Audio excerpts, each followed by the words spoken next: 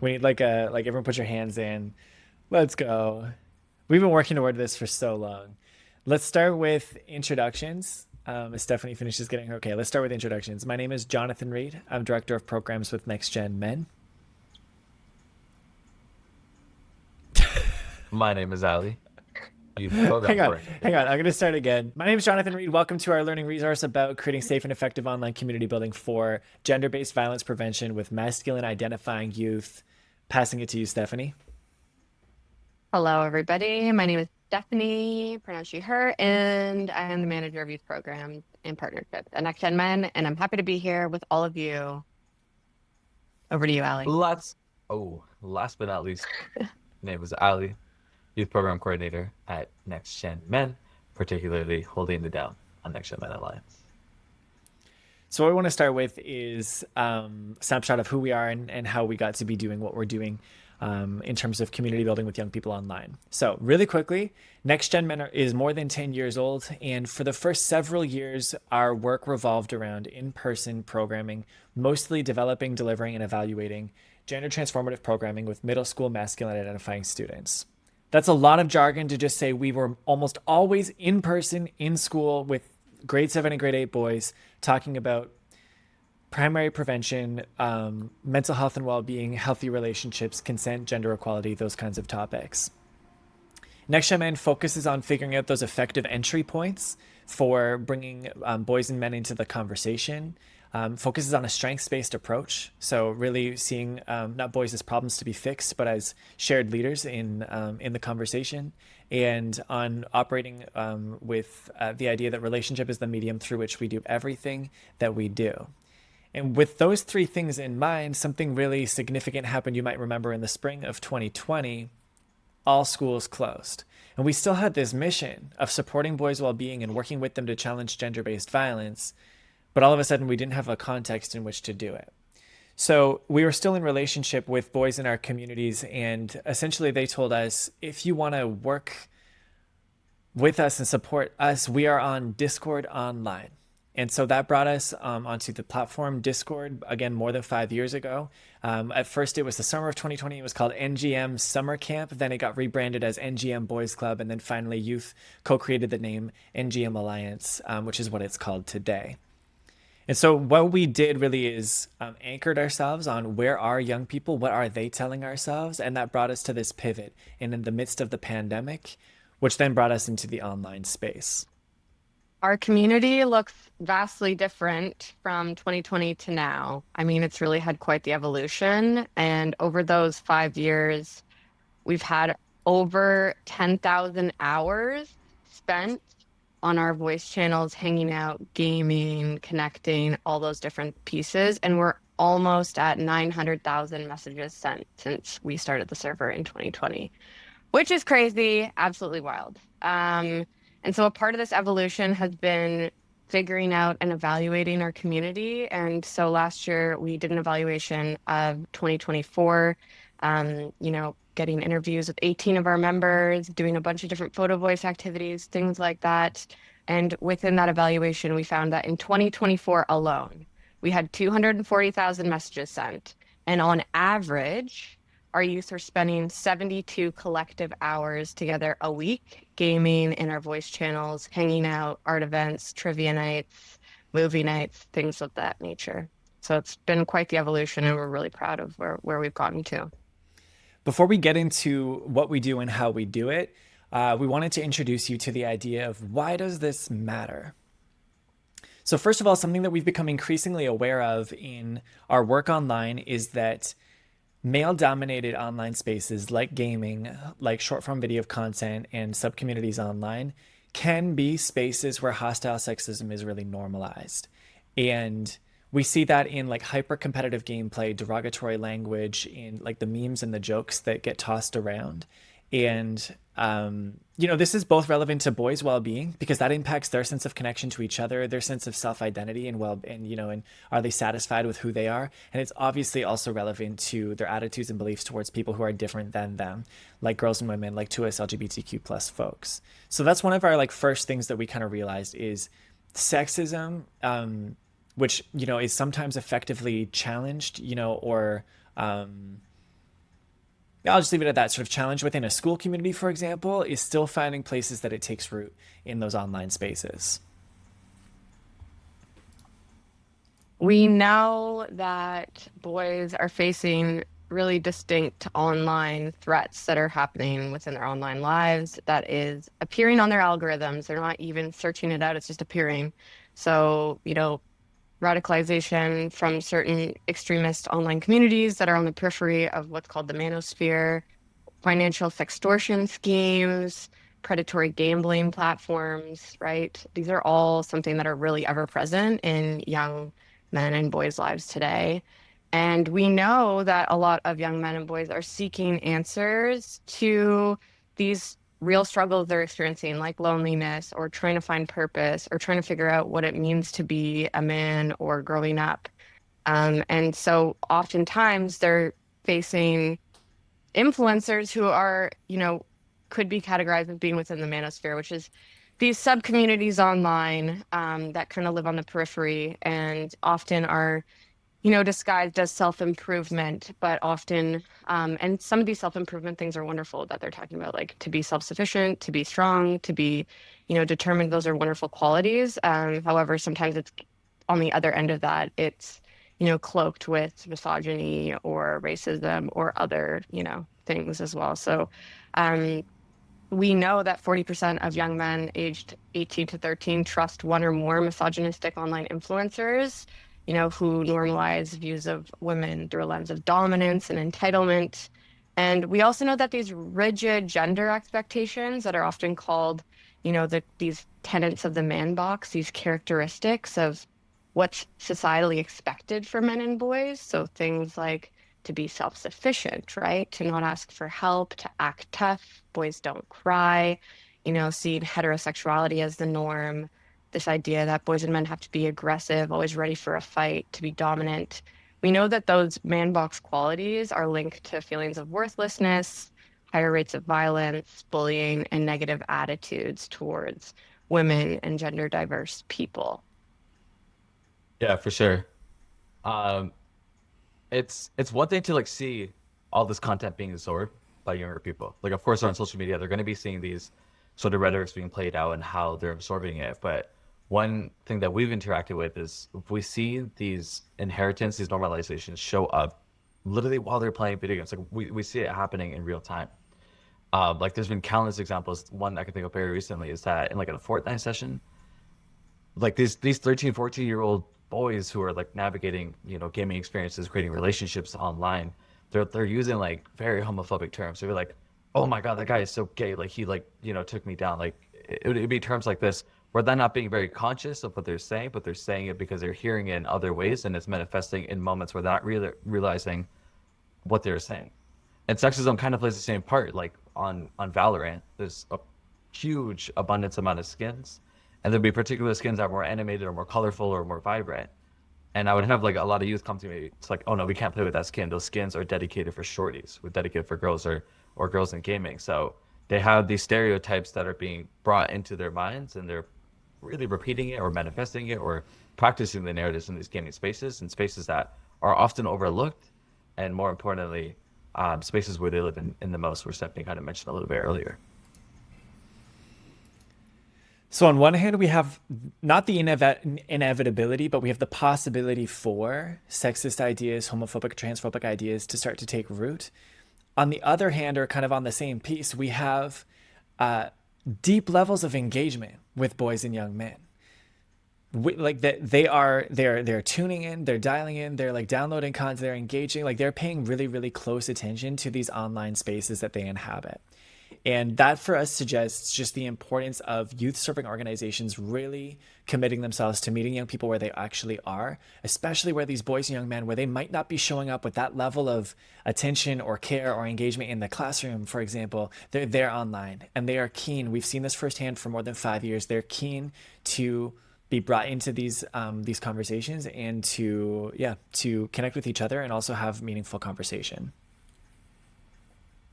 Yeah, kind of echoing Jonathan here, but nearly all boys, 94%, play video games or use social media every single day. And we know that more than half of them, around 62% of all teenage boys, kind of, identify as gamers. Um, and almost half of those who identify as gamers are on Discord and using Discord. So while we know that, teenagers are increasingly using social media and also they're increasingly understanding that social media is harmful, they say that it's harmful for them. And there's really this pivot of like how teenagers are viewing their use of social media. Gaming communities specifically are where nearly half of people are actually making friends. And 80% of those are saying that their experiences online and gaming are positive and are leading to a sense of friendship, not a sense of friendship, real friendship, and a sense of belonging and connection with one another. So really, we're seeing like this parallel effect where social media is often having some negative impacts on young people, and they're understanding that, but gaming seems to be a difference. It's not the same, and it's really a place where they're gaining connection value, deepening their relationships with one another through video games online and through Discord. Oh my day, Stephanie. That was amazing. Um, that thought me. That thought. I thought of a story where you're like talking about that. I like recently met. I think it was like four youth who live in uh Hay River, which is like a very small town. I think population like 3,000 up in the Northwest Territories. And I saw them in person a couple of months ago because our paths just crossed. And one thing that's so fascinating is that they just came back from a trip at Walmart. And I didn't think anything of it. I was like, okay, well, man, it's just Walmart. Like, what's the big deal? And they were like so hyped up and so gassed because that's the first time they ever been to a Walmart. And what I find so beautiful is that after, we chatted, we, created a friendship or a relationship, they, went back to Northwest Territories. I stayed in Toronto and we were able to connect. And we were connecting over Fortnite, we were connecting over Overwatch, we were connecting over Valorant. Like that relationship was still created because we were on a medium that 94% of boys are still on, right? So it doesn't matter where you are in the world, doesn't matter where you are, it literally could be anywhere. It could be in Northwest Territories, it could be in Toronto, right? But if we're all in the same medium of connecting over video games, the limitations of what could be created and the friendship that could be evolved is infinite. And we really have to cater and understand that those people who feel disconnected can be connected if we're adhering to places where they're already at. Yeah, which brings us to like this is the pitch of this learning resource.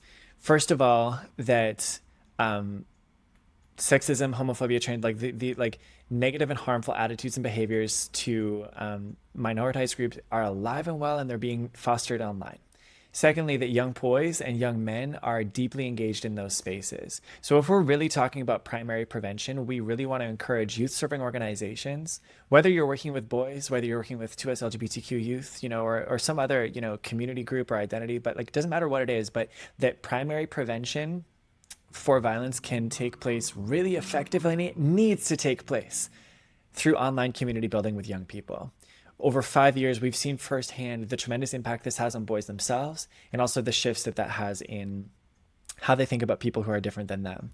How do we know this? First of all, in the years after the pandemic, we did some research with the young people in our community to understand what are some of the challenges that they're facing. This is called the Boys Will Be Blank report, and it's sort of mapping out the differences between what boys say they believe and what they actually experience, especially online.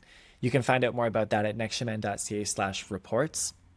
And the other thing, as Stephanie mentioned, is that we've done some really really interesting evaluation through a mixed methods approach to understanding the impact of our Discord server community. We've come to the conclusion again that this is not just sort of a nice to have. This is a core strategy for the promotion of well-being and the prevention of violence.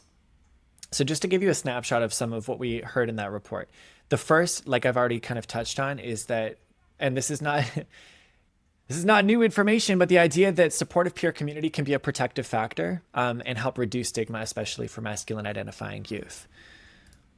Stephanie, do you have anything you want to add to that? I think really uniquely in our space, the what the young people told us in our evaluation is that it's a space where they can come and be vulnerable and open up with one another. And that even if they're not highly engaged in the chat, when these conversations are happening, they're learning about how to have mental health conversations or how to support each other through seeing how other people are supporting one another and how us as the facilitators are responding, which was like a really super interesting finding because even if they're not engaging in the chat, they're reading it and they're telling us that they've learned a lot from it, which I thought was so cool. Yeah. And it's not just like reducing stigma, but also this is sort of finding number two is creating a real sense of genuine belonging. That belonging is like a really critical, again, both protective factor for their well-being, but also the medium through which positive growth and changes in attitudes and beliefs towards others can really take place. And it was interesting that it's not just youth who are the most highly engaged, but also the youth who are just sort of silently observing. Both those different groups identify different sort of ways of identifying themselves as being part of that community and knowing that that's a community that's oriented towards positive masculinity. Next executive summary snapshot is what we started to track in terms of shifting attitudes and beliefs. And I guess I mean, this is not like new or well, I mean, it's new, but it's not that shocking that like being exposed to role models and peers with, positive attitudes and open mind to people who are different than them or carry different, values and all that kind of thing. Boys started to emulate that and pick that up, and their beliefs started to shift as well. What was also really interesting is within honest and open and sometimes challenging discussions on the server, they also began to gain more confidence to figure out, okay, well, how would I word this myself, and how might I stand up, in a situation in my, in my in-person life.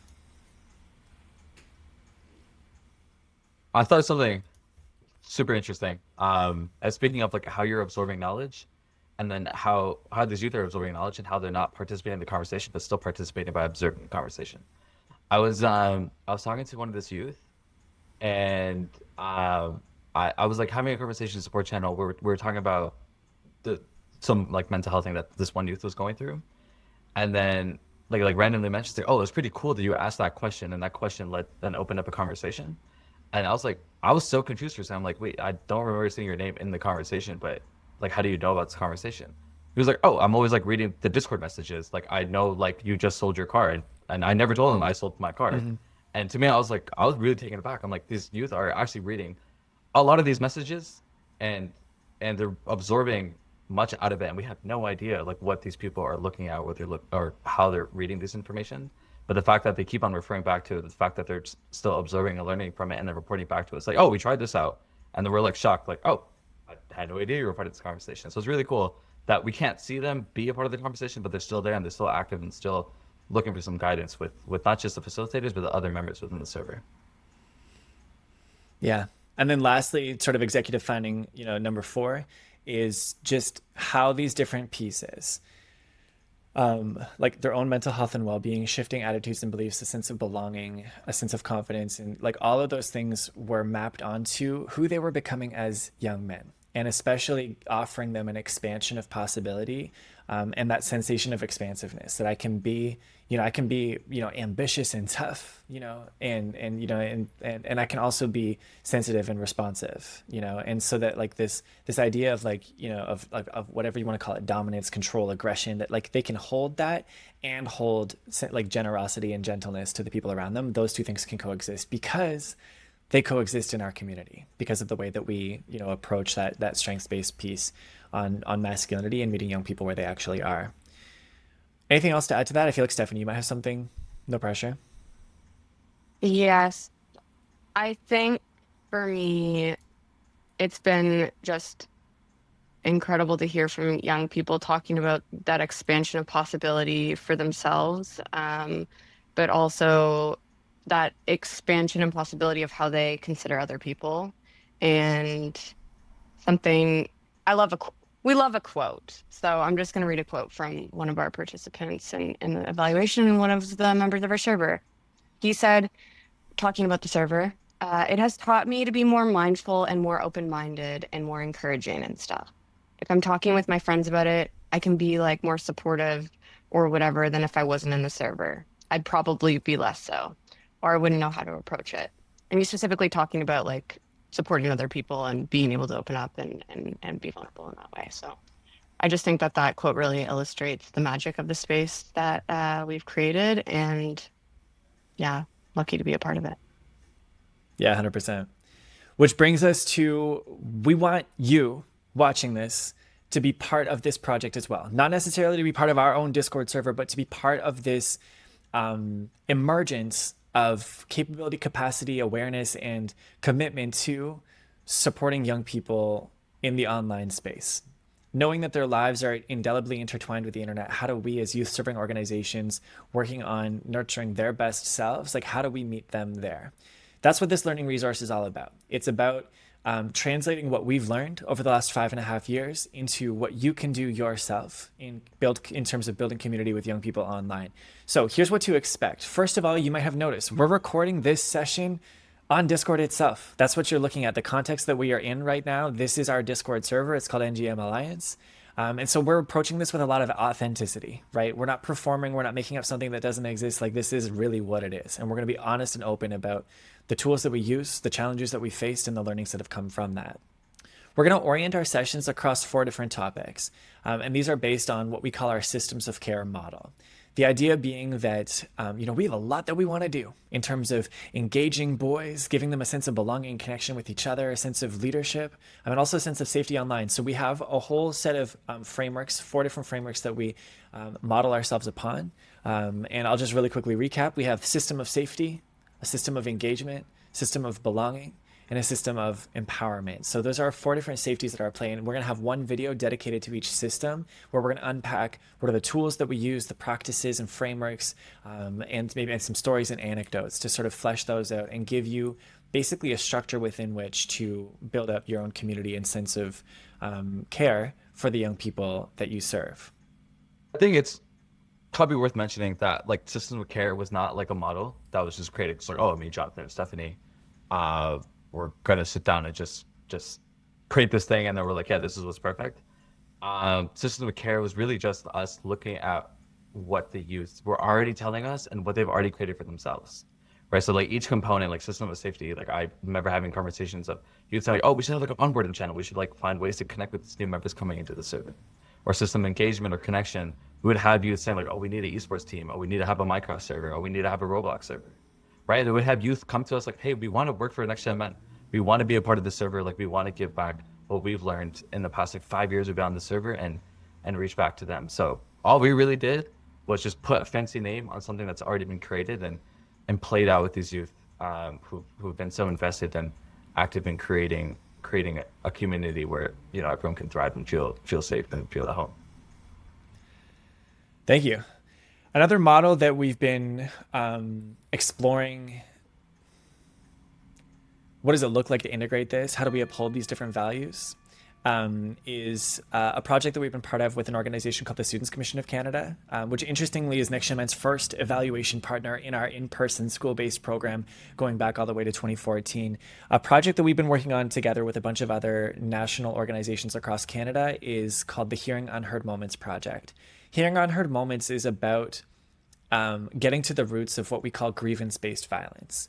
The idea being that before anybody starts to orient themselves towards harm, I guess, towards a different group or on a particular politicized issue, way before that, there is an unheard moment or a series of unheard moments where they are trying to express themselves, their needs, their opinion, their perspective, and that they're not being heard. And that is where they start to feel sensations of resentment, invalidation, silencing, frustration, and those feelings start to build towards, again, what we call grievance-based violence, which might be sexist violence, right? Gender-based violence. It might also be racist violence, anti-immigration violence, homophobic or transphobic violence, all different forms. It could be climate, eco-terror. There's all kind of different ways that might manifest. But what we're working with these other youth serving organizations within the Hearing Unheard Moments project is to integrate specific values that are about helping young people feel heard. The first one is just the understanding that everyone has value, and we need to approach young people with curiosity, make sure that they feel heard in that way. The second is that there are skills that we can all develop and embrace to be more inclusive in our communities, because value number 3 is that diversity is a strength, and having different perspectives and different viewpoints actually creates a stronger sense of connection and community. Lastly, that within that community, we want to be able to create space for difficult conversations. And in those difficult conversations, again, have young people feel heard. And when they feel heard, to have positive growth and development take place. I'll pause there. Anything else to add from either of you, but before I bring us to a conclusion? Build it. Okay, so to conclude, this is the recap. First of all, we're next gen men. We're focused on effectively engaging boys, bringing them a sense of strength and capability, and operating through authentic relationships. We've been doing online work for more than 5.5 years. We've learned firsthand that we can do something really, really new and unprecedented in terms of reaching young boys and young men, and working with them to map themselves towards positive masculinity. What we want is for you to do something similar for the young people in your community, which is why we developed this learning resource. What you can expect is systems of care, and the different values of the Hearing Unheard Moments project to be present in the next series of videos. If you have any questions, don't be a stranger. You can reach out to us at youth@nextgenmen.ca. You should be able to download resources, additional pieces. But if you have any other questions or anything like that, we're more than keen to be helping other youth serving organizations do incredible work. The incredible work that you already do in a slightly new context. So that's it from us. Thanks again for being part of this, for tuning in, and we'll see you in the next video. We did it. Take two. We did it in 2 takes. Okay, it's Stephanie with the soundboard. Let's go. What other soundboards do we have? I didn't even think about that. I don't know. I kind of want to use them. I think it's so good. Oh yeah. So Yeah.